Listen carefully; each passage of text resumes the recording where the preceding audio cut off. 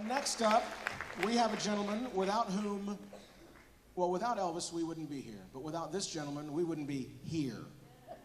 Cote Deonath, right now. Come on out.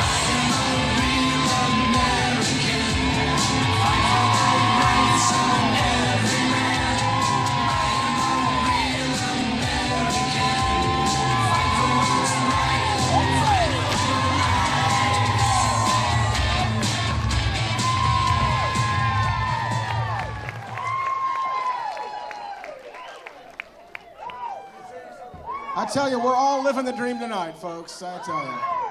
There's a lot of dreams being... By the way, Ben,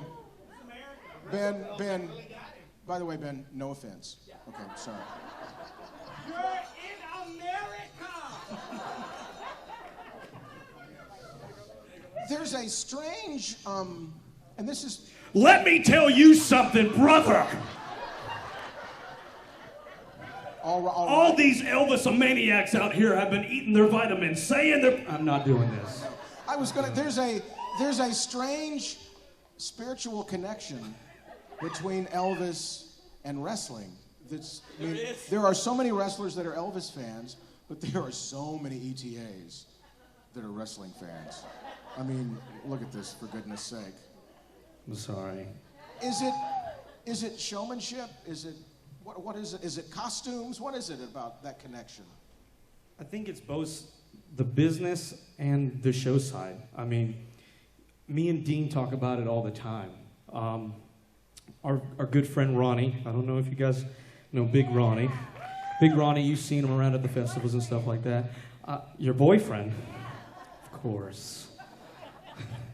But no, I mean, you get to talking to these wrestlers and you realize that they go through the same things that all of us go through. I mean, you look at the booking, do they have the it factor? Do they have the connection with the fans? Because if you don't have the fans, then you have nothing. And there's so many similarities, and I just think it's really cool at the end of the day. Yeah. I mean, who doesn't think wrestling is not cool? And if you don't, then you're not cool. I mean, woo! Woo! Woo! I'm waiting on an ETA to come out as Honky Tonk Man one day. I still haven't. It just seems so obvious. It's just sitting right there.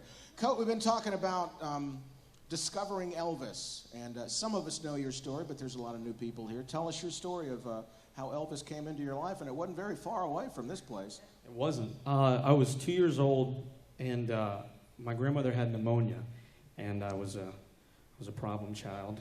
Couldn't sit still for anything. Still can't sit still for anything.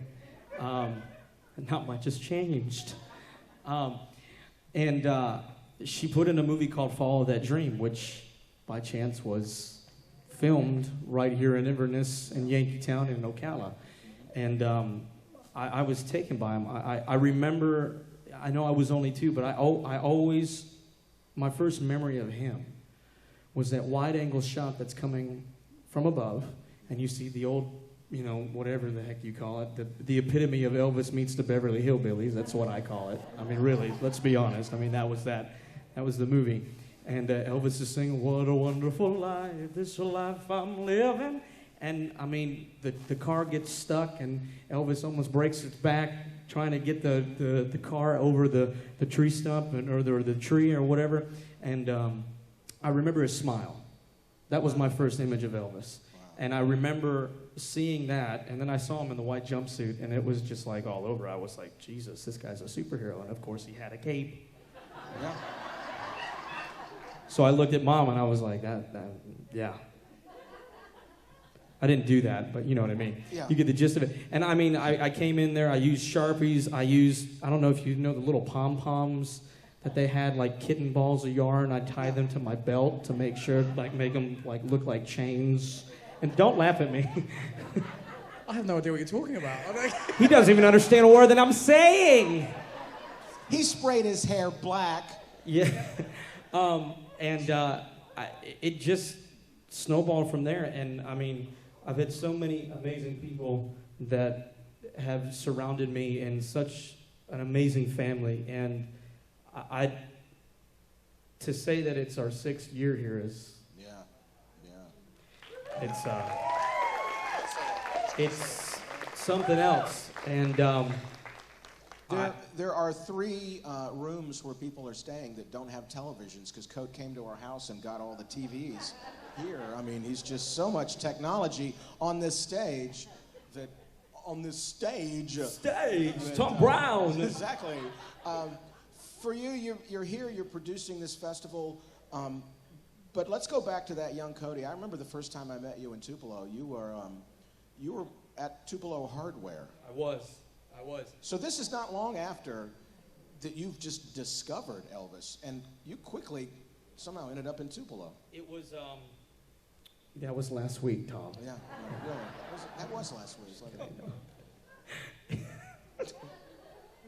Our It next works guest. exactly. No, so my grandmother, of course, without her, there would be no this. I wouldn't have met any of you guys. I mean, truly. And they had a youth competition in Tupelo, and only 2 kids signed up. So this year we had 15 kids that signed up. So I'd say we're doing pretty good. But it was me and another gentleman by the name of Alex Swindle. And we... and you got third. He got third. I got third back then, too. I didn't even know what that meant back then. I mean, it was just... You laid it out there, I'm sorry. It was Who too loves you, easy. You do. You do. If you're not first, you're last. And he reminds me of that every time. I came off the stage last Ultimate. He's like, well, you know what I'm going to say? And I said, just say it. He goes, you're not first, you're last. I said, I know. If you're not first, you're third. Bobby, you know how to play. Ricky Bobby, you know how, anyways. So from there, they signed me up, and I went there, and I mean, we actually did a concert the first year at Fair Park. It was the first year that they had the Ultimate contest. It was 07. And we got to perform on the main stage. I got to see Brandon Bennett win. And Grandma was obsessed with Brandon Bennett. She was. And David Allen, she was obsessed with both of them. Yes, those were her men. Absolutely. Yeah. And then she met Bill, and it was all over. Thanks, Bill. No, but from there, I mean, we came back in 08, and that's when we did the recreation of the hardware. Yeah. And it was Debbie's daughter-in-law that played Gladys. Debbie Brandenburg, who is the former manager of the Tupelo Elvis Festival on Main Street. And we did the recreation, and we did that for two years, I think, 08 and 09. And then 010, or 10 and 11, 010, you know what I mean. I'm a time traveler, I don't know what I'm talking about. I don't sit here and do that. They don't give me a microphone that often. But it was so amazing to be around Tupelo at such a very young age, and to be around the guys. David was there. You were not. I wasn't old enough. You weren't. Couldn't even buy He was doing the tea party. He was over at the tea party. I was doing a tea party, yeah. Just do a tea party. I missed that bit. I know. I was trying to get the American flag. It's very heavy, by the way. It's bigger than me, so it was quite a feat to get it through the curtain. It carries the weight of America, is what it does. That's right. I'm sorry.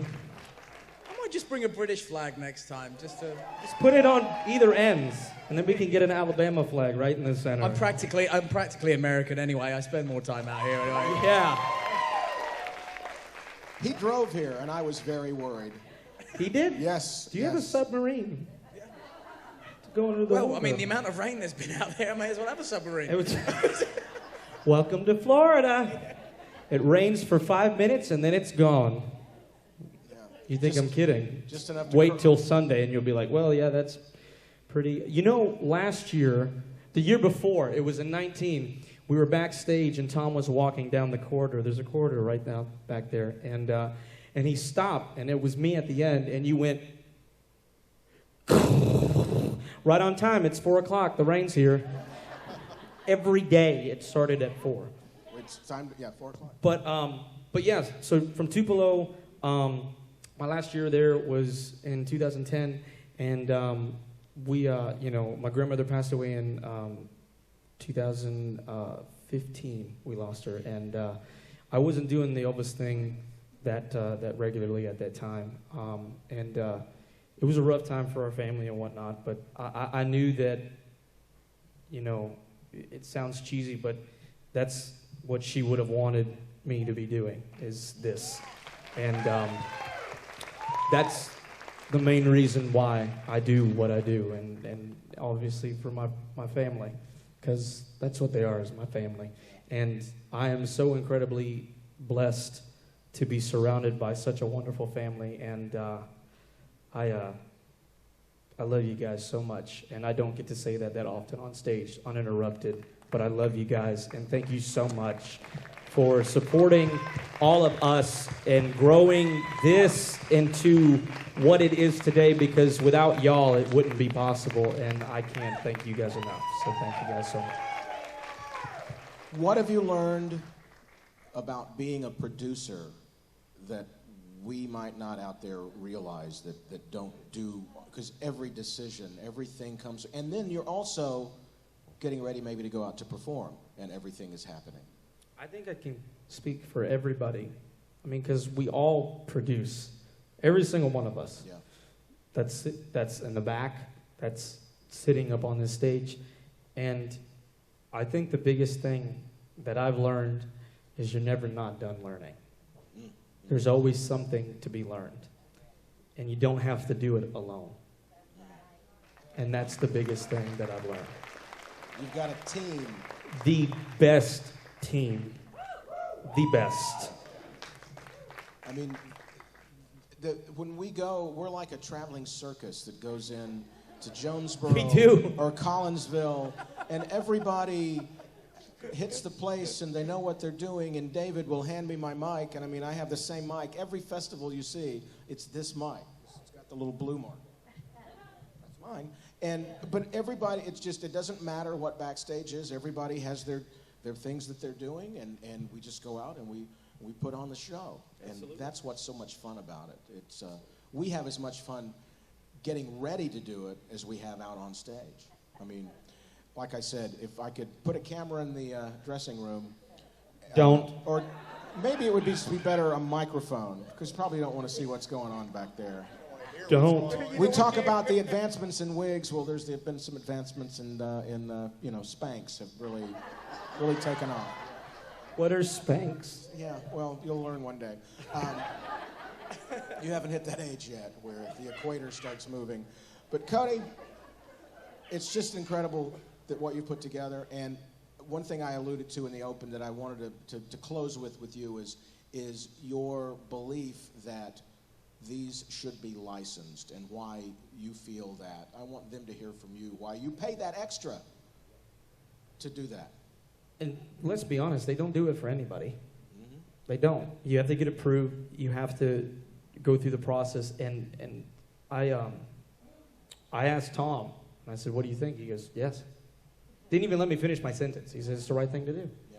Why wouldn't you want to have Elvis's name, Elvis's image, the face of the man that you're trying to further the legacy of? It's just the right thing to do, and it's as simple as that. Yeah, yeah. And it's so cool to be able to work hand in hand with his estate and Angie and Alicia and Jen and Carla and all of them, and and we get to do cool things that Tom gets to do every day of his life. Yeah, well, I've been very lucky too. He has, it's the man. Yeah. Well, this man has a lot of cool things in his house, literally. Oh yeah. Somehow you and Ben and some people found their way to my home after. I got lost. Yeah, in the house. In the house. Yeah. Ben had to come find me. Yeah, it's true. It's true. We got there by sheer luck. Rianne's feeling of me changed when she saw my bar downstairs. She said, "Oh, I didn't know you had a full bar downstairs. Oh, well, you're way more attractive than you used to be." So, I don't know, Ben, I think I might get a bar at the house when you get home, No, you're all right. Yeah. But, Cote, all of us anytime you need, it's like Avengers Assemble when you call. Absolutely. And we appreciate it, and they do too. Cote Deonath. Yeah. All right.